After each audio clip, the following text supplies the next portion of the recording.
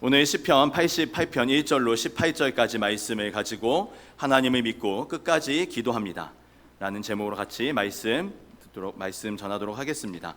우리 모두가 하나님이 주시는 은혜가 가득하기를 주님의 이름으로 축원합니다. 시편은 여러 다양한 종류의 사람들이 다양한 상황에서 하나님께 드리는 노래이자 하나님 앞에 부르짖는 기도입니다. 그래서 여러 다양한 사람들의 상황이 성경 앞에 쓰여 있습니다. 시편의 표제어로 파랗게 작은 글씨로 쓰여 있습니다. 어쩔 때는 다윗의 노래, 성전에 올라가면서 부르는 노래 이렇게 되어 있는데, 오늘 우리가 읽은 시편 88편에도 표제어가 붙어 있습니다. 그런데 이 표제어가 굉장히 깁니다. 뭐라고 되어 있냐면 고라 자손의 찬송시 곧 에스라인 헤만의 마스길 인도자를 따라 마할란르 안논에 맞춘 노래라고 되어 있습니다. 이게 무슨 의미인지 아시겠습니까? 이 중에서 이제 좀 우리가 이해할 수 있는 건 뭐냐면 고라 자손 에스라 사람 헤만이 지은 시다 라는 정도만 우리가 좀 이해할 수 있고, 잘 이해가 안 됩니다. 이게 도대체 무슨 말인지 도통 모릅니다. 몰라도 괜찮습니다. 왜냐하면 저도 모릅니다. 모르면 찾아보면 됩니다. 모르면 찾아보면 되니까 그래서 찾아봤습니다. 일단 헤만이 누구인가에 대해서 좀 볼 때에 헤만이 성경에 여러 군데 나옵니다. 여러 군데 나와서 이 헤만이 어떤 헤만인지에 대해서는 특정할 수는 없습니다. 먼저 열왕기상 4장 31절에 헤만을 이렇게 설명합니다. 그는 모든 사람보다 지혜로워서 예스라 사람 에단과 마홀의 아들 헤만과 갈골과 다르다보다 나음으로 그의 이름이 사방 모든 나라에 들렸더라. 아멘. 이 말씀은 지금 솔로몬에 대한 설명을 하는 겁니다. 그는 솔로몬입니다. 모든 사람들보다 지혜로웠다. 근데 어떤 사람들보다 지혜로웠느냐? 특별히 예스라 사람 에단과 마홀의 아들 헤만보다도 지혜로웠다. 이 말은 뭐냐면 아주 뛰어난 지혜자로 알고 있던 너희들 에단, 헤만 알고 있지 않느냐? 그 사람보다 솔로몬은 더 지혜롭다 라고 말하면서 이야기하는 겁니다. 그러므로 헤만은 매우 지혜로운 사람으로 소문나 있었던 것 같습니다. 매우 뛰어난 지혜자, 모든 사람들이 인정하는 사람이 헤만이었던 것 같습니다. 두 번째, 역대상 6장 33절에 보면 또 다른 헤만에 대해서 이렇게 말합니다. 직무를 행하는 자와 그의 아들들은 이러하니 그앗의 자손 중에 헤만은 찬송하는 자라. 아멘.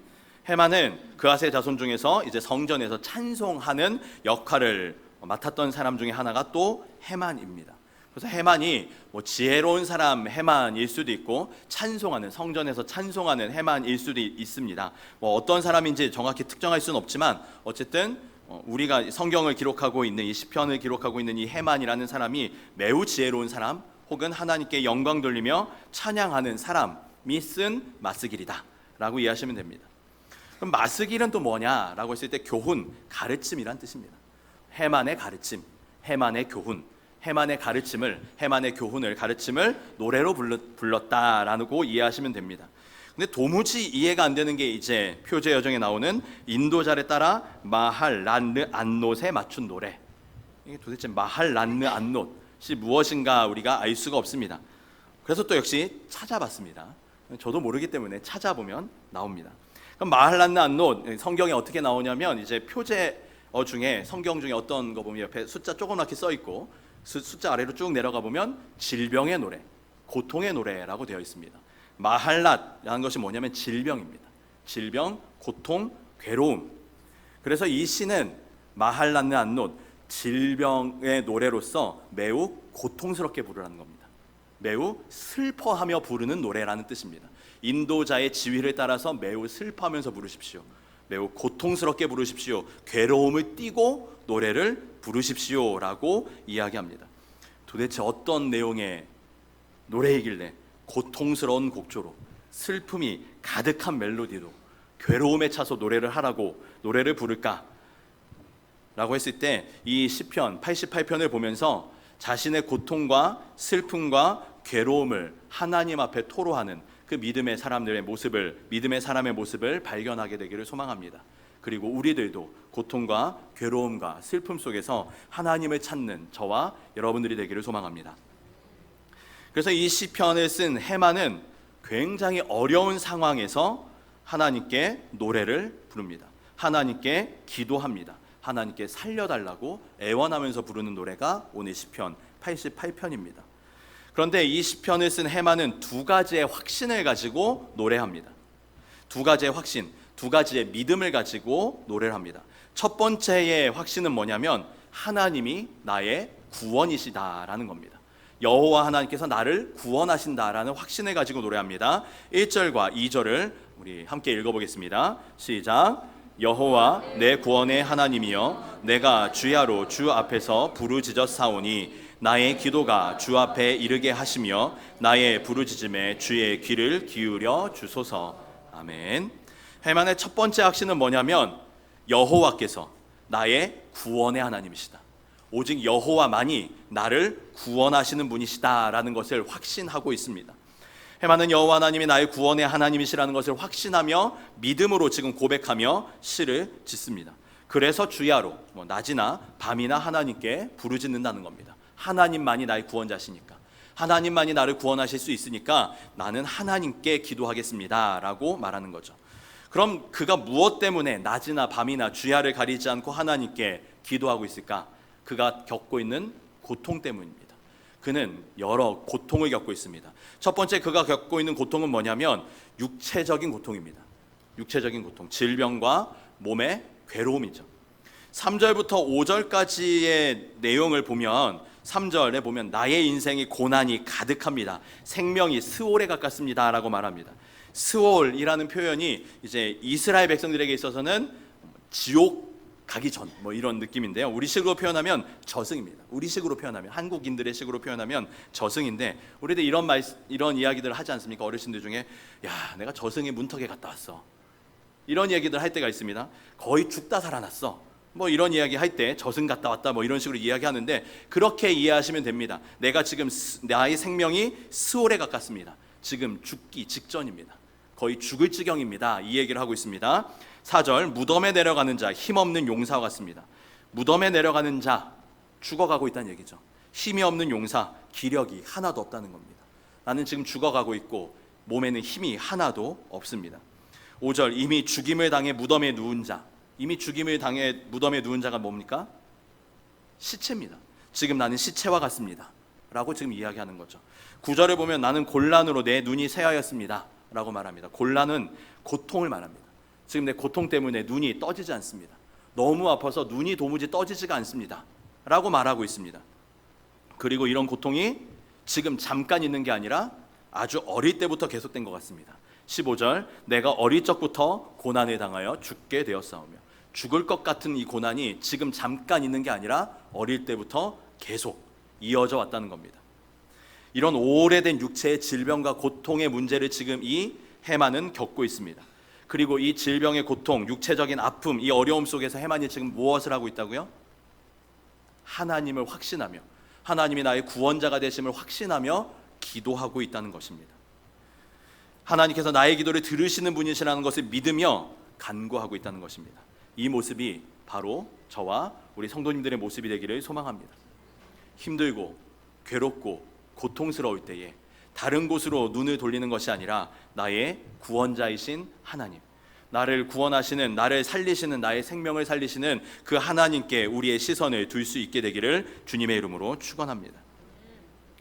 그럼 이렇게 몸이 아픕니다. 너무너무 괴롭습니다. 막 눈도 떠지지 않습니다. 정말 아프고 힘든데 기도 어떻게 했을까요? 어떤 식으로 기도했을까요? 할렐루야, 주님을 찬양합니다. 주님의 영광과 전능과 권능하심이 세세 무궁토록 영원히, 이렇게 기도했을까요? 아파 오셨으니까 그때 어떻게 기도하셨는지 떠올리시면 됩니다. 막 정제되고 세련된 언어로 막 잘 다듬어진 그런 언어를 골라가면서 했겠습니까? 그렇지 않습니다. 아주 단순합니다. 하나님, 저 죽을 것 같습니다. 하나님, 내가 너무 아픕니다. 하나님, 나 좀 살려주십시오. 내가 하나님이 아니면 도무지 죽을 것 같아서 기도를 안 하고 못 베깁니다. 그러니 나를 좀 도와주십시오 라고 기도하지 않았습니까? 그 기도를 지금 헤만이 하고 있는 겁니다. 우리에게는 너무 용어가 어렵고 생소하지만 헤만이 하는 말을 들어보면 이겁니다. 하나님, 나 너무너무 아파요. 하나님, 나 너무너무 힘듭니다. 하나님, 나 지금 죽을 것 같아요. 그러니 나 좀 도와주십시오. 하나님, 나를 좀 살려주십시오 라고 지금 헤만이 기록하고 있는 겁니다. 이 시도 한 문장으로 요약하면 그겁니다. 하나님, 나 죽을 것 같으니까 저 좀 살려주십시오. 정말 힘들 때, 그래서 기도도 잘 나오지 않을 때, 그때에 우리들이 이 해만의 시를, 해만의 노래를 기억하셨으면 좋겠습니다. 정말 힘들어서 기도가 나오지 않을 때 이 해만이 어떻게 기도했는지 생각하면서, 하나님, 내가 화려한 기도를 할 수 없지만, 막 길게 기도할 수 없지만, 하나님 제발 저 좀 살려주십시오. 하나님, 내가 너무 답답합니다. 하나님, 내가 너무 힘듭니다. 나를 좀 도와주십시오 라고 단순하게 기도할 수 있는 저와 여러분들이 되기를 소망합니다. 그렇게 우리가 기도할 때에 하나님은 우리의 작은 기도에도 귀 기울이시고 하나님이 응답하시는 분이라고 믿습니다. 해만은 그것을 믿었습니다. 해만은 하나님이 구원자이심을 믿었습니다. 그 여호와 하나님께서 나를 살리실 분이라는 것을 믿었습니다. 그래서 고통 중에 기도합니다. 성도님들께서 어려움을 겪으실 것입니다. 삶에 많은 어려움이 있고 많은 고통이 있을 것입니다. 그때에 기도하는 것을 하나님께서 응답하여 주시기를 주님의 이름으로 축원합니다. 해만이 겪고 있는 고통의 문제, 질병의 고통의 문제는 질병뿐만 있는 게 아닙니다. 두 번째 문제는 다른 사람들과의 관계에서 문제가 있습니다. 대인관계의 단절에서 오는 고통이 있습니다. 8절을 보면 이렇게 말합니다. 주께서 내가 아는 자를 내게서 멀리 떠나게 하시고 나를 그들에게 가증한 것이 되게 하셨사오니 나는 갇혀서 나갈 수 없게 되었나이다. 아멘. 18절도 이렇게 말합니다. 주는 내게서 사랑하는 자와 친구를 멀리 떠나게 하시며 내가 아는 자를 흑암에 두셨나이다. 아멘.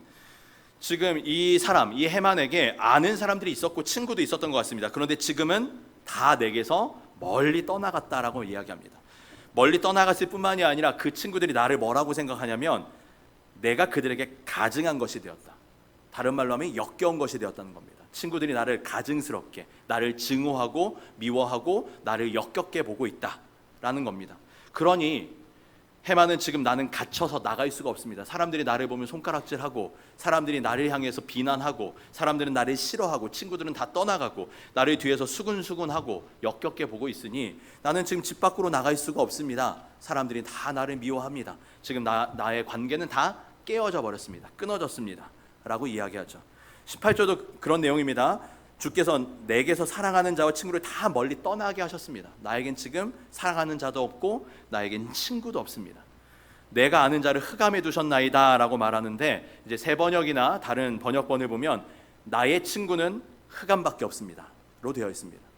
나에게 남아있는 친구는 아무것도 없고 오직 흑암입니다. 흑암이 나의 친구입니다 라고 번역되어 있습니다. 그러니 관계에 있어서 모든 것이 다 끊어져 있는 상황입니다.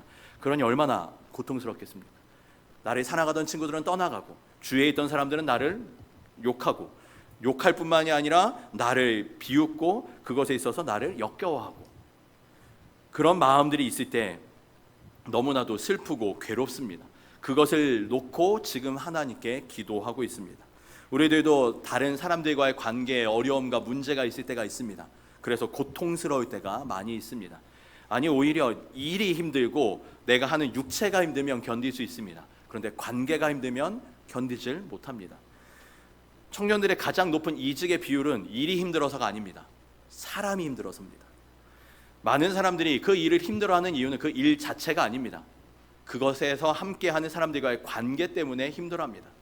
가정에서도 마찬가지입니다. 가정에서 사람들이 어려워하는 이유가 무엇입니까?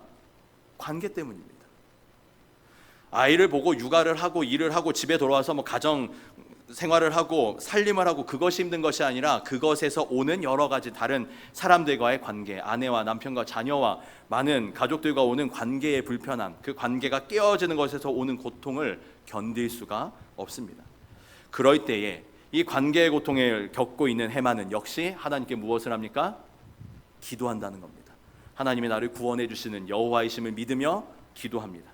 우리들도 관계의 어려움을 겪으실 때에 사람이 나를 미워하는 것 같고, 괜히 뒤에서 수근수근하는 것 같고, 내가 없는 자리에서 나의 욕을 하는 것 같고, 그래서 다 미워지고 사람들이 모여있는 곳에 가는 것이 힘들고 짜증나고, 그런 마음이 들 때 우리가 해야 될 것은 기도해야 하는 겁니다.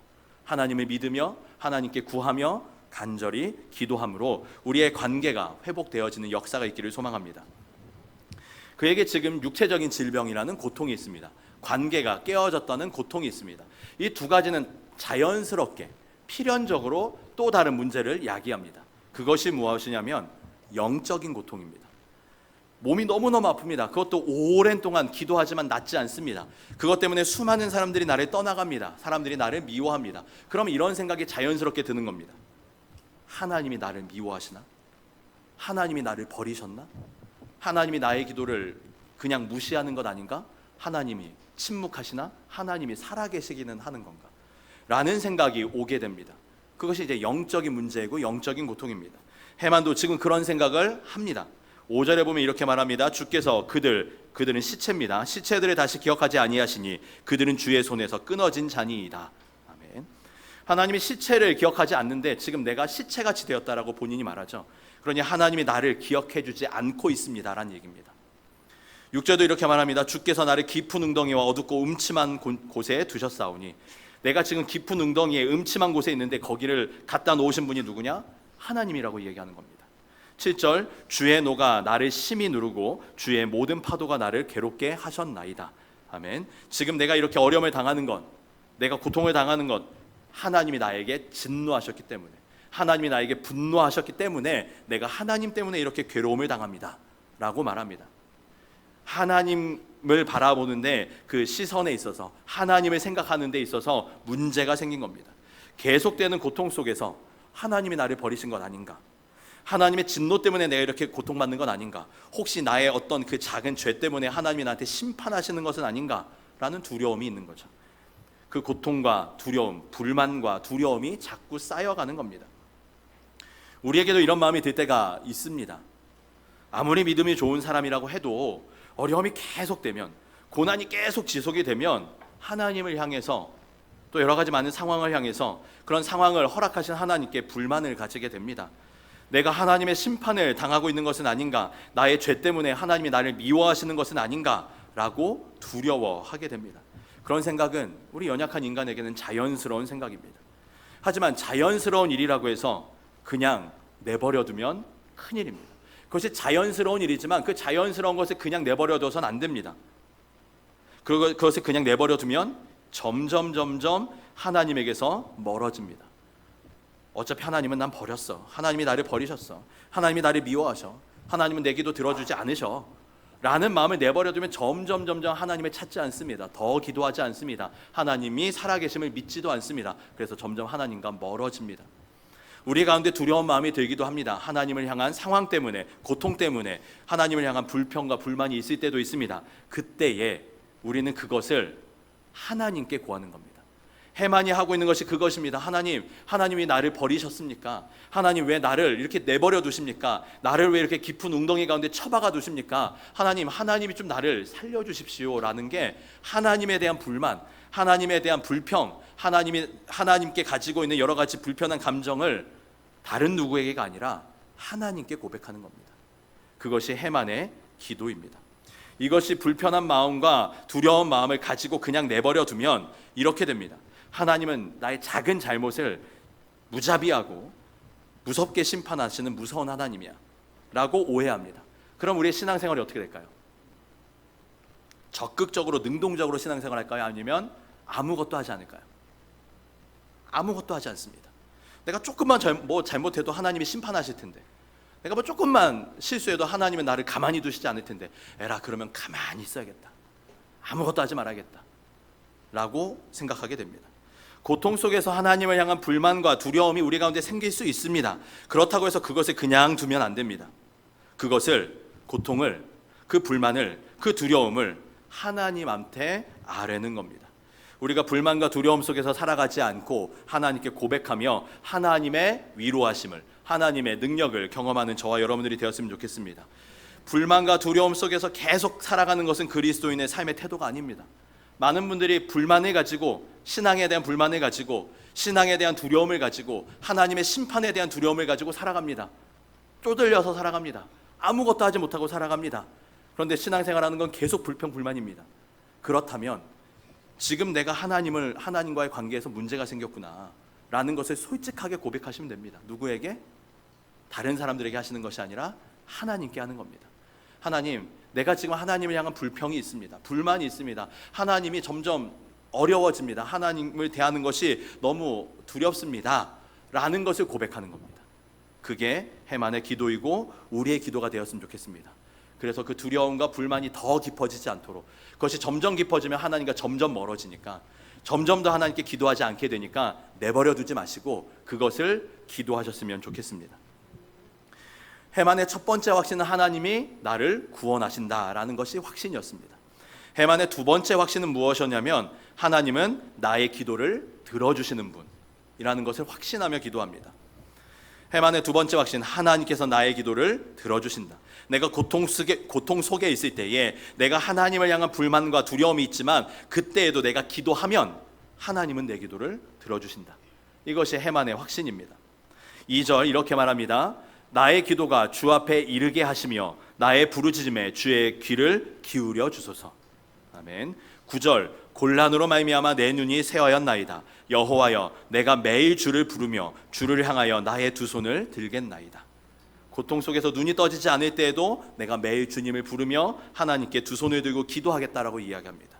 13절 여호와여 오직 내가 주께 부르짖었사오니 아침에 나의 기도가 주의 앞에 이르리이다. 아멘. 해만은 지금 질병과 관계와 영적인 고통 가운데 있습니다. 그러나 그 모든 것들을 하나님께 기도합니다. 왜냐하면 하나님은 나의 기도를 들어주시는 분이기 때문입니다. 하나님은 나의 기도에 응답하시는 분이기 때문입니다. 그것을 믿으면서 확신하면서 기도합니다. 이런 고통 가운데 우리가 정말 기도가 안 될 때가 있습니다. 마음이 어려울 때가 있죠. 하나님께서 내 기도를 안 들어주시는 것 같고 하나님이 침묵한다고 생각될 때, 하나님이 나에게서 떠나가신 것만 같을 때, 그때에도 우리는 기도를 멈추면 안 됩니다. 아니 오히려 그때 기도해야 됩니다. 그때 기도를 멈추면 우리의 믿음은, 우리의 영혼은 점점 쇠약해집니다. 그렇기 때문에 오히려 그때, 기도가 안 되는 그때, 도무지 하나님이 잘 믿어지지 않는 그때, 하나님께 기도하는 것이 참 답답한 그때, 하나님께 기도하기가 참 민망한 그때, 나의 죄 때문에, 나의 연약함 때문에, 부끄러움 때문에 어떻게 기도할 수 있나 라고 기도하는 것이 부끄러워지고 하나님 앞에 나아가기가 어려워지는 그때 우리는 기도해야 됩니다. 오히려 그때 기도해야 우리가 하나님을 바라보는 믿음을 지킬 수가 있습니다. 그럼 이렇게 반문하실 수도 있을 것 같습니다. 아니 기도가 안 되는데 어떻게 기도합니까? 지금 마음이 답답해서, 마음이 힘들어서 기도가 안 되는데 어떻게 기도합니까? 라고 반문하실 수도 있습니다. 그때 이 해만을 생각하시면 됩니다. 하나님 살려주십시오. 하나님 도와주십시오. 하나님 내가 지금 나의 영혼이, 나의 마음이, 나의 육체가 완전 바닥입니다. 그래도 주님을 믿겠습니다. 그래도 주님을 따라가려고 합니다. 그래도 내가 열심히 기도해 보겠습니다. 그러니 주님 제발 좀 도와주십시오. 그것이 우리의 기도가 되었으면 좋겠습니다. 아주 솔직하게, 진솔하게, 단순하게 기도하시면 됩니다. 그럴 때 하나님은 우리를 향해서 너는 왜 기도의 형식을 갖추지 않느냐, 너는 왜 나에게 기도할 때 그런 태도와 자세를 갖추지 않느냐라고 화내시지 않습니다. 하나님은 우리의 기도를 들어주십니다. 그래서 기도는 믿음을 가진 사람들의 자연스러운 행위입니다. 믿음을 가지고 있으면 기도합니다. 믿음을 가지면 기도할 수 있는 그런 책임이 있습니다. 하나님께서 그 기도를 들어주십니다. 동시에 기도는 반드시 의지적인 노력이 필요합니다. 기도가 안 될 때도 기도하셔야 됩니다. 입술이 열리지 않을 때도 의지적으로 노력해서 기도하셔야 됩니다. 아침에 일어나기가 힘겨운 그때에도 의지적으로 노력해서 기도해야 됩니다. 기도는 자연스러운 것이 되어야 되고 기도는 의지적인 것이 되어야 합니다. 그래서 언젠가는 기도가 너무나도 나의 삶에서 익숙하여서 아주 당연스럽게 자연스럽게 나올 수 있는 것이 되기까지, 바울과 실라가 감옥에 갇혀서도 하나님을 찬양하고 기도하였던 것처럼 그 기도와 찬양이 우리의 삶에서 자연스러운 것이 되기까지 반드시 의지적인 노력이 필요합니다. 그렇게 우리의 기도를 들어주시는 하나님 앞에 우리가 기도하며 나아가는 저와 우리 성도님들이 되기를 소망합니다. 제가 바라는 것은, 제가 구하는 것은 우리 기도를 들어주시는 하나님을 찬양하면서 우리가 기뻐하면서 즐겁게 기도할 수 있게 되기를 소망합니다. 하지만 그렇지 않을 때도 있다는 것이 우리의 인생입니다. 때로는 아무 말도 할 수 없을 때가 있습니다. 아무 말도 하고 싶지 않을 때가 있습니다. 아무것도 고백하기 어려운 상황과 마음과 그런 상태가 있습니다. 그때는 아주 단순하게 기도하시면 됩니다. 제발 살려주십시오. 하나님만 내가 믿습니다. 이렇게라도 기도하면 그렇게 하나님을 붙잡고 기도하면 하나님은 우리의 육체를, 우리의 마음을, 우리의 상황을 인도하여 주실 것입니다. 로마서 8장 26절, 27절 말씀입니다. 로마서 8장 26절, 27절 말씀을 같이 한번 읽어보겠습니다. 이와 같이 성령도 우리의 연약함을 도우시나니 우리는 마땅히 기도할 바를 알지 못하나 오직 성령이 말할 수 없는 탄식으로 우리를 위하여 친히 간구하시느니라. 마음을 살피시는 이가 성령의 생각을 아시나니 이는 성령이 하나님의 뜻대로 성도를 위하여 간구하심이니라. 아멘. 우리가 기도하기 어려울 때에 성령님께서 이미 우리의 마음을 아십니다. 우리의 기도를 도우십니다. 우리가 무엇을 놓고 기도해야 될지 모르는 그때에도 하나님은 우리를 위하여 탄식하며 성령님께서 간구하고 있습니다. 그러니 그 어려울 때에 우리의 마음의 상황을, 환경을 솔직하게 단순하게 기도할 수 있게 되기를 소망합니다. 해마는 육체와 마음의 큰 고통으로 인하여서 하나님께 기도합니다. 그렇게 기도하였는데 해만의 문제가 해결되었을까요? 시편 88편의 마지막이 참으로 묘합니다. 88편 18절인데 제가 읽겠습니다. 주는 내게서 사랑하는 자와 친구를 멀리 떠나게 하시며 내가 아는 자를 흑암에 두셨나이다. 아멘.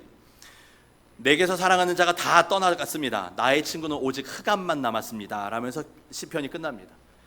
그렇게 열심히 마음을 토로하며 기도하였는데 해만의 기도, 그 기도의 응답 이루어지지 않았습니다. 문제 해결 여전히 이루어지지 않았습니다. 시편이 여기서 끝나버립니다.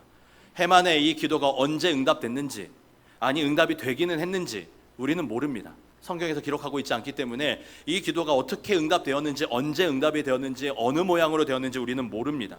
해만의 나이가 얼마인지 알 수 없지만 그가 어릴 때부터 어려움을 당해왔다고 말합니다. 그가 오랜 시간 동안 기도했습니다. 그가 하나님께 간절히 기도했습니다. 하지만 그의 육체의 고통은 여전합니다. 관계의 단절은 여전히 남아 있습니다. 삶의 문제가 해결되지 않습니다. 그러면 그의 기도는 아무짝에도 쓸모가 없는 기도입니까? 기도할 필요가 없습니까? 문제가 해결이 안 됐으니까 우리는 기도하면 안 됩니까? 기도할 필요가 없습니까? 그렇지 않습니다. 해만이 기도함으로 자신의 믿음을 지키고 있는 겁니다. 기도하지 않았다면 해만은 그 믿음을 잃었을 겁니다. 하나님이 나의 구원자이십니다. 하나님이 나의 기도를 들어주시는 분이십니다 라는 것을 기도하지 않았다면 잃어버렸을 겁니다. 기도하고 있기 때문에, 이 고통 속에서도 계속 기도하고 있기 때문에 1절에 고백이 나오는 거죠. 여호와 하나님만이 나의 구원이십니다. 하나님께서 귀를 기울이시고 하나님의 때에 반드시 이루어질 것을 확신하면서 기도할 수 있는 것은 그가 계속 기도하였기 때문입니다. 포기하지 않고 기도하였기 때문입니다. 끝까지 기도했기 때문입니다. 저에게도, 성도님들에게도 오랜 기도 제목이 있을 것입니다. 응답이 된 기도의 제목도 있고 여전히 응답을 기다리고 있는 기도의 제목도 있을 것입니다. 도무지 언제 이루어질지 모르는 기도 제목 있을 겁니다. 저에게도 있었고 지금도 있습니다. 자녀의 문제, 가족 구원의 문제, 건강의 문제, 재정적인 문제, 관계의 문제, 잘못된 습관, 중독의 문제, 나의 계속되는 죄의 문제 등등 말할 수 없는 기도 제목이 있습니다. 기도해도 전혀 변화가 없는 것 같고, 그래서 기도가 아무짝에도 쓸모없는 것 같이 느껴지지만 아닙니다. 우리가 계속 기도하기 때문에 나에게 있는 문제를 믿음으로 문제라고 생각하는 겁니다. 기도하지 않으면 어떻게 됐는지 아십니까? 그것이 더 이상 나에게 문제가 아닙니다. 내가 죄에 빠져 있어도, 중독에 빠져 있어도, 관계가 깨져 있어도, 그것이 나의 육체적인 문제가 있어도 그것은 나에게 문제가 아니라고 생각합니다. 그것이 죄가 아니라고 생각합니다. 나는 일상을 살아가는데, 삶을 살아가는데 아무 문제가 없다고 생각합니다. 더 이상 그것을 기도하지 않습니다. 하나님을 찾지 않습니다. 하나님이 해결해 주실 것도 구하지 않습니다. 그냥 내가 내 멋대로, 내 마음대로 세상을 살다가 내 뜻대로 간다라고 우리의 마음이 굳어집니다. 그러니 응답되지 않는 기도가 쓸모없는 기도가 아니라 그 기도가 나의 믿음을 지켜주고 있다. 그 기도가 지금 하나님을 바라보는 믿음을 굳세게 하고 있다라고 기억하시며 계속 기도하여 주시기를 부탁드립니다. 만약 문제 앞에서 더 이상 기도하지 않으면 그때는 믿음이 아닌, 하나님이 아닌 다른 방법으로 문제를 해결하려고 합니다. 점점 하나님과 멀어지고 점점 문제는 심각해집니다.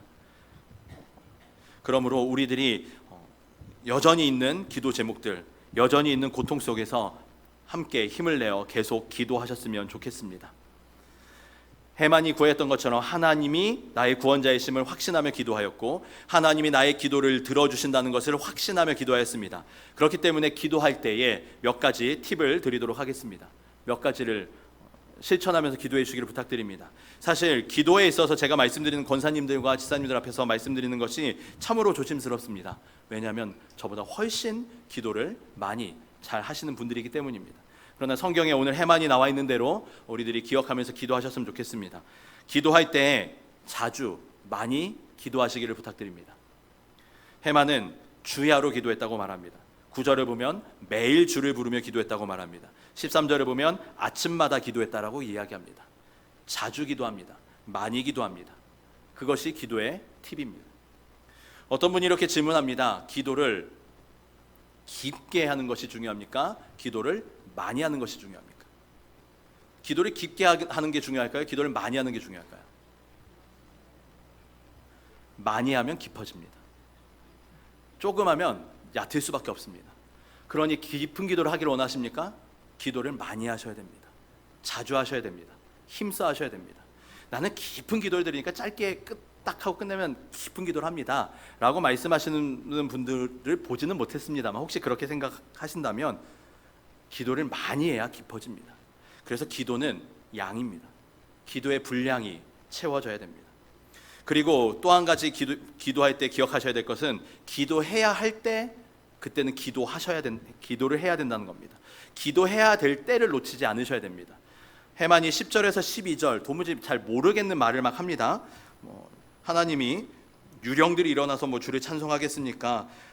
무덤에서 하나님의 멸망을 선포할 수 있겠습니까? 이런 말을 하는데 이게 무슨 말이냐면 하나님 내가 죽기 전에 내 기도를 들어주십시오 이 말입니다.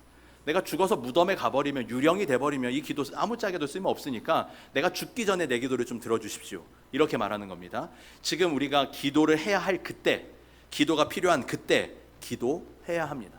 기도해야 할 때 기도하시기를 부탁드립니다. 그때를 놓치고 기도를 하지 않으면 점점 기도하지 못하게 됩니다. 그러므로 우리가 주야로 밤낮으로 매일 주를 부르며 아침마다 새벽마다 주님을 부르는 우리의 삶이 기도가 되고 하나님이 항상 우리의 기도를 들으시고 하나님께 항상 기도하는 기도자의 삶이 되기를 주님의 이름으로 축원합니다.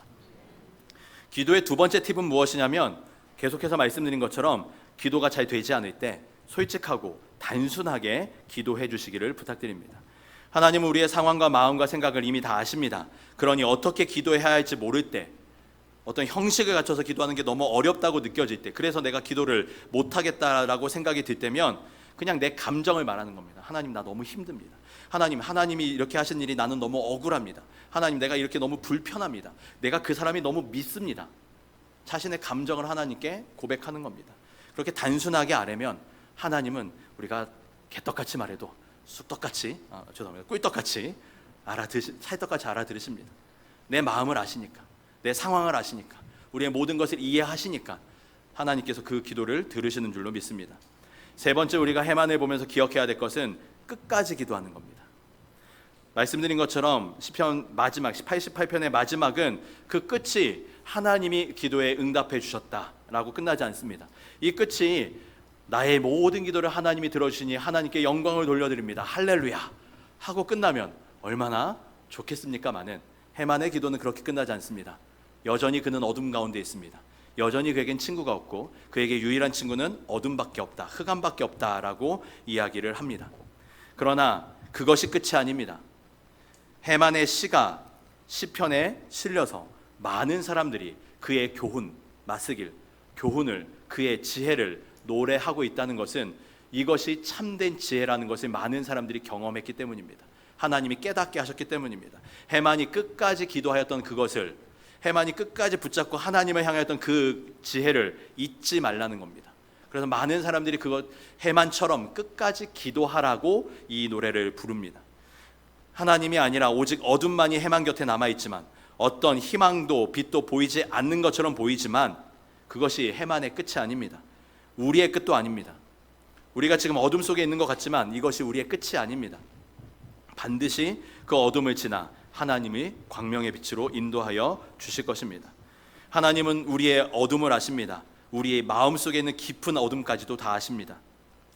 그때에도 멈추지 말고 계속 기도하면서 끝까지 기도하는 것이 기도의 방법입니다. 그것이 우리가 할 수 있는 일이고, 하나님은 그런 우리를 통하여서 우리의 기도를 사용하여서 하나님의 뜻을 이루어 가실 것입니다. 오늘 말씀을 정리합니다. 지금 큰 고통 가운데 있던 해만이 두 가지의 확신을 가지고 하나님께 기도합니다. 하나님이 나의 구원자이십니다. 이것이 첫 번째 확신입니다. 두 번째는 하나님은 나의 기도를 반드시 들으시는 분이십니다. 이것이 두 번째 확신입니다. 우리들도 이 해만과 같은 두 가지의 확신, 두 가지의 믿음을 가지고 하나님께 기도하셨으면 좋겠습니다. 기도할 때에 기도의 방법으로서 자주 많이 기도하여 주시기를 부탁드립니다. 그리고 기도해야 할 때를 놓치지 말고 기도하시기를 부탁드립니다. 기도가 어려울 때는, 기도가 막힐 때는 솔직하게, 단순하게 나의 감정을 하나님께 고백하여 주시기를 부탁드립니다. 그리고 중요한 것, 끝까지 기도하여 주시기를 부탁드립니다. 기도가 일회성이고 단회적으로 끝나는 것이 아니라 주님의 뜻이 이루어지기까지 우리는 끝까지 하나님께 기도하는 우리들이 되기를 소망합니다. 그래서 우리의 삶이 하나님께 기도하는 기도자의 삶이요, 우리의 삶이 기도한 대로 하나님께서 이루시는 기도의 역사가 이루어지는 주님의 복된 삶이 되시기를 주님의 이름으로 축원합니다.